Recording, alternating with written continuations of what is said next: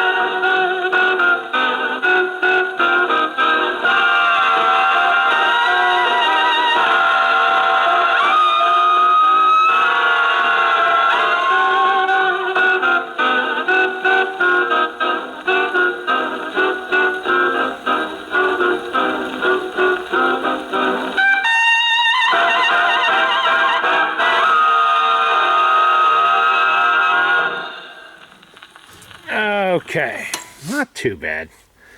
A few spots I did notice, but not horrible. I didn't clean this either. It was a little bit dirty, but I don't, as a rule, clean Columbia red labels because they are not a solid core record. And the slightest little crack and you've ruined the record. It's destroyed. So sometimes you just got to play them the way they are. I wiped them off, of course. You know, it's a basic with a soft cloth. And yes, I know it's not the correct era, as I mentioned in the last video. You know, if you're heading out to a picnic with Harry James and Glenn Miller and Benny Goodman and so on in 1940 or 41, you're going out there with a machine like this because in that era, yeah, at home you might have had a nice electrically amplified machine with a light, Bakelite stylus on there or something like that these records are meant to play on. But if you're heading out, you're going to take this because the battery-powered electric portables at the time were very expensive. Not cheap, very expensive. So nobody was throwing these out in favor of one of those unless they were a millionaire. And then you had the batteries to contend with. But they didn't last very long, and they were kind of expensive too. So they were using these, even older ones than this. I mean, if you're in the UK, you're probably using this. Here in the US, probably had some form of an older Victor, a 255, or even a VV35 or a VV50, maybe some, or a later RCA, one of RCA's portables from the 30s and 40s. So I am playing this as it would have been played, say around the time of this record's release in the late 30s and early 40s. Did I turn that over? And I didn't show you what it was. What did we say? That was Crazy Rhythm. Now we have Easter Parade. Not the best condition, but okay. Let's see. We need to change that out. Or did I do that already? Well, when in doubt, change it out. Come on. We don't want to stab myself doing that. It's so easy to do when you're dealing basically with needles. Funny enough, I had one before. It didn't have a tip on it. I got ripped off. There was no tip on the needle. How are you supposed to play a record that way? And we need to wind it.